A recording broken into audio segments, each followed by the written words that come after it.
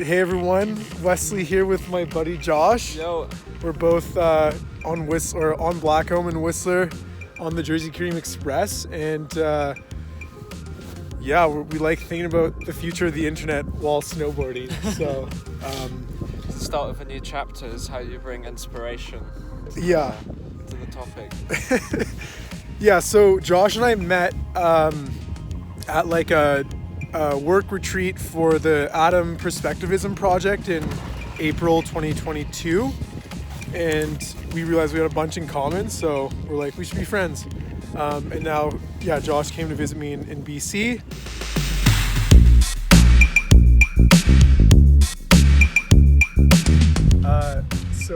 We're just Josh and I just here at the top of Blackcomb pretty much, and we wanted to talk about the internet and the future of the internet and the magic of the internet.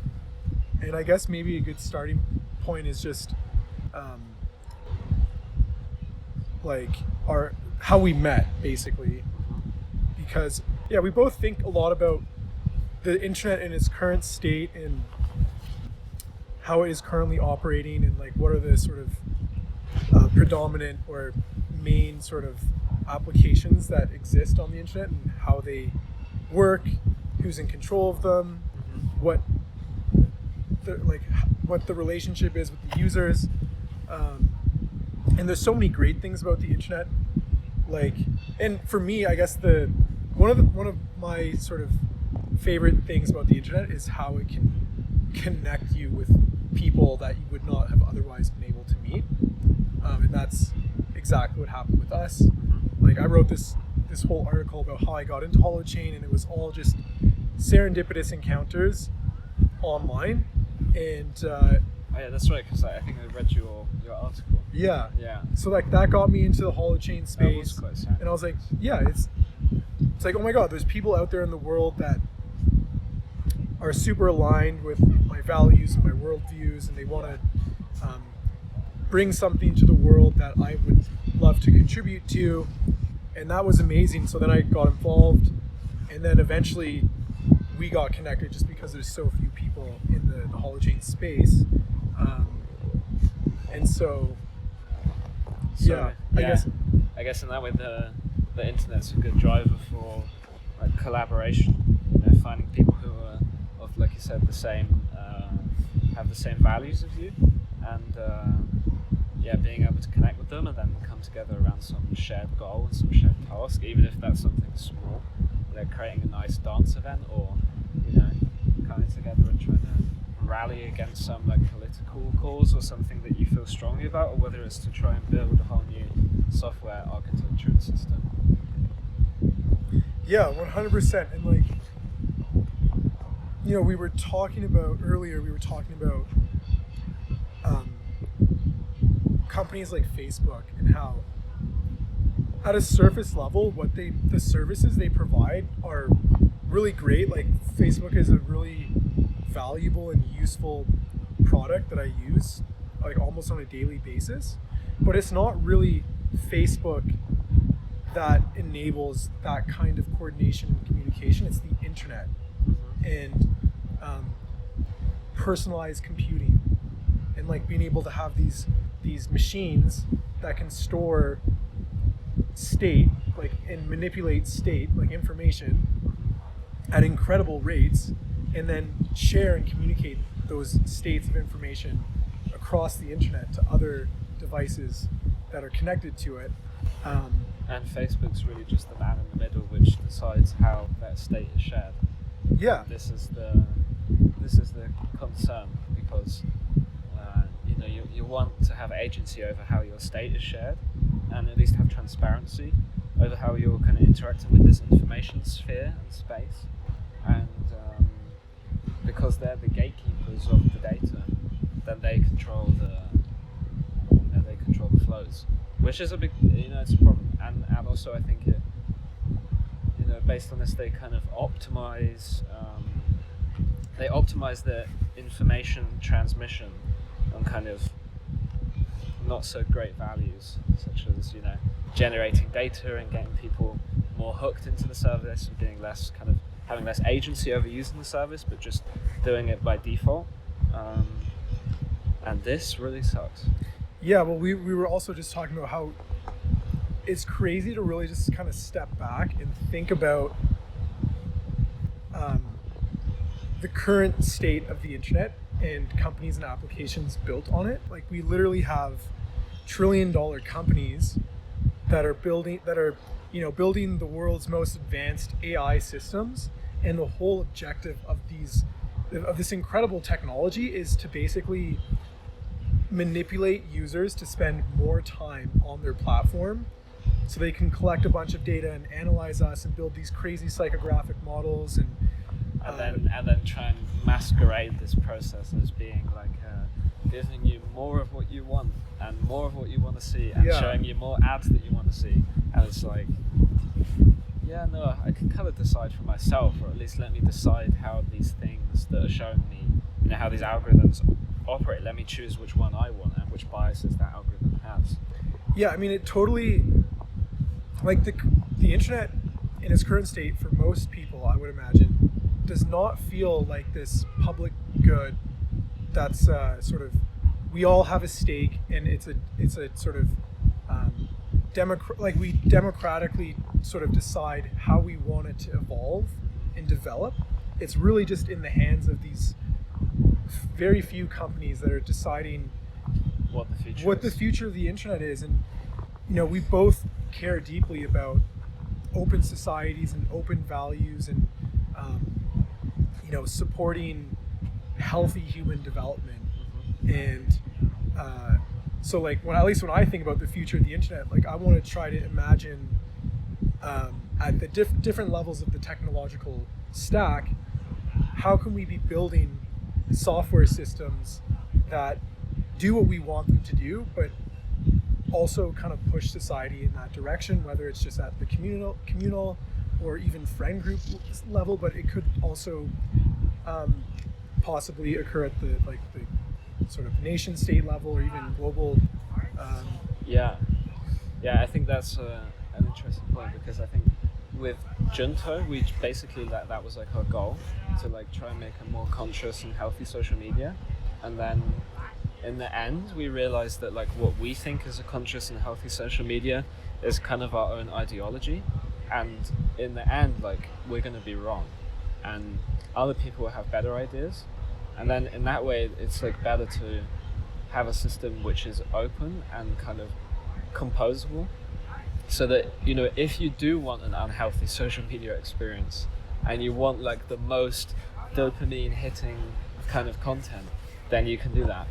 And people have the freedom to choose to do that, or they have the freedom to choose to make something that's much more simple and has a lot more agency. I think having that choice, and then having a kind of a marketplace or an ecosystem of different ways of interacting with your social sphere, is how we like continue the development of the internet. Because now, like with Facebook as well, they're kind of because they control all of the data, or Facebook and Google and all the rest of them, because they have the users and the data, they don't have to do anything. Like, they don't really have to innovate that much anymore. Like, they all just copy each other. They don't really extend too much what they're doing, and it's because they don't really need to, because people can't leave. Yeah, the switching costs are too high. Yeah, there's no network. What is it? The cold start problem. Like, every new startup has the cold start problem, because they have to onboard the critical mass of users before it even becomes a useful software in the first place.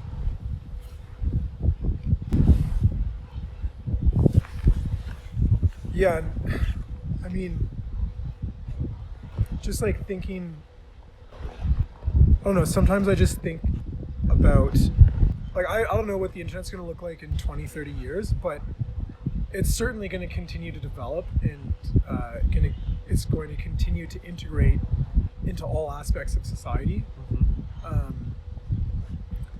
And in the current, basically the current trajectories are not exciting. They're not like, it's not something to be hopeful about. No. And so, yeah, I think it's really interesting how in like the holochain space, and I'm sure in other spaces, there's a lot of thinking around what you said, like composable environments, or like specific culture and generic technology. That's like the neighborhood's kind of slogan. Yeah. Where it's like, okay, here's a set of sort of communication, coordination, functionality, and in whichever social group or social context or multiple social contexts that you're in, like you can kind of combine and remix these combinations of functionality to suit what that group needs to do. Yeah. And I know that's something that you guys are thinking a bit about with Flux. Definitely. Yeah, and I think that's an interesting. I think that's a good direction, because if in the case where we only have like these default options of interacting with the social sphere, like Facebook and all these others, like the problem with it is that you're kind of rejecting people's desire for the ways in which they want to communicate. And no matter how you think about the ways in which they communicate, whether you think it's healthy or not, people actually have to go through these processes and go through these communication patterns to do that and to move on to the next thing, or to just go through that process and then figure out, oh no, maybe this isn't so healthy for me, so I'm going to do the other thing. And then like letting social groups almost like evolve their communication protocols in a sense. Yeah, exactly. Like not imposing the communicate or the high level communication patterns and protocols, but kind of allowing groups to experiment. Yeah, and then also like the agents who go between those groups should be free to move between them as they like. And if you want to join a real right-wing group where it's all like or a real left-wing group and it's all isolated into that bubble, then like I think you have to let people do that, because the alternative of trying to stop that creates more division and more problems and then more separation. Whereas I think if like these groups exist, then like they exist. Like what? Like how are you going to stop them digitally? Yeah, there's definitely some like deeper moral considerations around like censorship versus like the freedom to be able to organize and communicate for whatever purpose. But I know, like I don't know if how familiar you are with Rebel Wisdom. Not really. It's just like a alternative media production company, and that's kind of how I discovered Game B and then the Garden Community and then Holochain eventually. Anyway, they talk about how like basically the model of gatekeeping media communications is just no longer a possibility in the age of the internet, because anyone can just record themselves, put it on YouTube, which is probably what we're going to do with this. So anyone can become a broadcaster. So like the cat's out of the bag, right? And trying to like repress that energy or that possibility might just cause more damage than good. And then I think as well, you let people go through their like whatever you would call them, maybe echo chambers, and go into them and do what they want to do there. But maybe you could also have kind of free agents who are sort of undercover, who move around and try and help people who are like perpetuating bad like mental health signals within these groups, who can go around and try and help people and bring them back a little bit into the middle, versus being on the fringes of thought and of like kind of ideology. I don't know, maybe that's a possibility. Like maybe that's like investing more in like people to people kind of support over the internet is better than trying to censor and shout down and block people's views and opinions, whether they're right or wrong.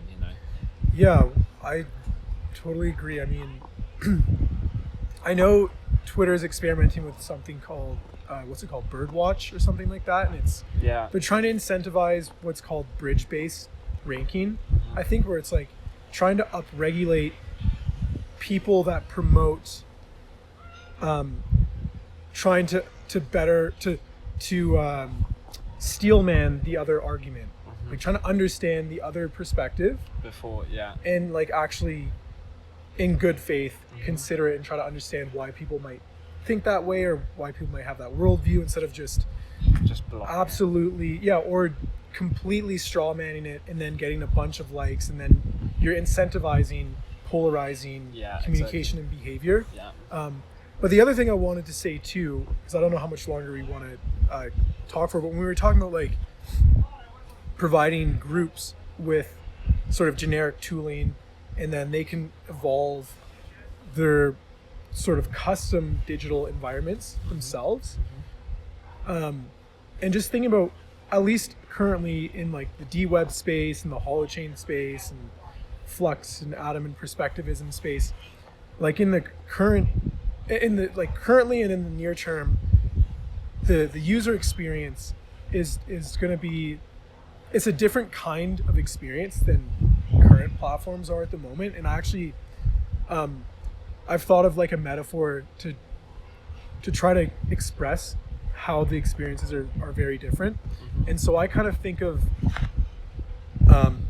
Web 2. So like just at a high level, comparing Web 2 to Web 3, I think of Web 2 as it's like a hotel, and it's a very special kind of hotel. It's a free hotel. So you go to this hotel, it's nice, it's fancy, it's comfortable.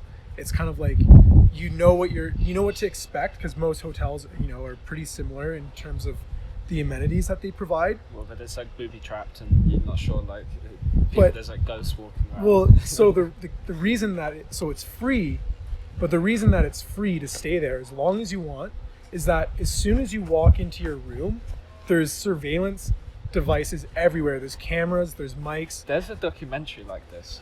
Oh, really? Yeah, it was some dude in like the 80s or 90s. Like, this is what the world's going to be like in the future. And he's like, yeah, you can like live here for free. I think he was like giving them money, but like the one catch is that they like are surveilled 24/7. Oh my gosh! And I gotta have, like, find in a this massive warehouse in New York, like 200 Yeah. people, and then the end it just ends up with like chaos. Oh my gosh, that's can't remember what it's brilliant. called. Yeah, because I want to write up an article, and I'd love to reference something like that. But yeah, basically, the hotel room, it's great. Oh, I can go stay in this great hotel for free, but you're giving up a lot of your agency and your privacy, because the hotel room, there's cameras everywhere, there's mics everywhere, and they're using AI, they're collecting all this data about how you move, how you talk, what you eat, how you sleep, how you breathe. There's sensors in the toilet that are analyzing your urine and your feces, your breathing rate. Anything that can be analyzed will be analyzed, and then this data is used to like understand your physiology and your psychology at as deep of a sort of statistical mathematical level as possible. And then that insight is used to like target ads to you. Yeah. And that's almost a one-to-one analogy for how like what Google and Facebook and Twitter and these other sort of free social media platforms operate. It's free, but they're surveilling you 24/7 while you're on these platforms. And even when you're like browsing, when you're off these platforms, which is online, like I know Facebook has some crazy tracking systems. And then so the flip side of that, Web 3 is more like, at least the way I think of it, and it's relevant here in British Columbia, is Web 3 is like camping in the wilderness. Every trip is different. It's not a commodified experience. You have to organize it yourself. You have to bring your own equipment, and sometimes it's really uncomfortable. You don't get great sleeps. You get wet, or you get muddy, or you forget something. Lose something forever, like your crypto keys. Yeah, exactly. But the experience is so much more rewarding, and you create memories, unique memories with your friends that you'll have with you for the rest of your life. And so, at least currently, I like to think of Web3 more like a camping trip, because you don't go camping expecting it to be like staying in a hotel room. You go camping because you like the challenge and you like the uniqueness of the experience. And likewise, you shouldn't sort of start using these sort of prototyped, experimental, just decentralized applications being like, this is totally going to replace how I use Google and Facebook right now. Yeah, there's a transition period. Yeah, there's a transition period and a slightly different context for users currently. Yeah. So yeah, I just wanted to And put that out hopefully there. soon it won't be a camping trip, but it will be more like a stay in a log cabin or an Airbnb. Yeah. You still have to like wash your dishes and stuff. But Yeah. You have to make your own food, but Yeah. But you could live there, you know, and like yeah. it's a little more comfortable than camping in the mountains, Yeah. like somewhere over there. Yeah, I think we like hit on all the important points. I think so. Everything that's come up so far. Yeah, maybe we'll resume at some point, but yeah, hopefully that was insightful and understandable to whoever is listening to this. All right, have a good one.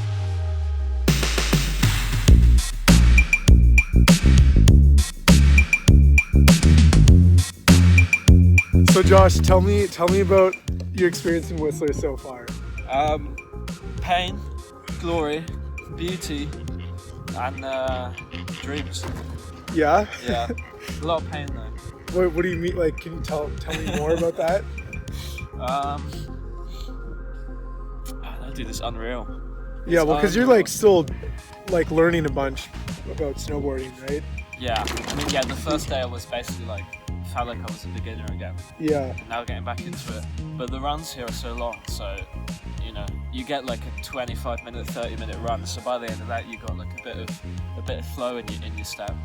Well, do you have any advice for people that are learning how to snowboard?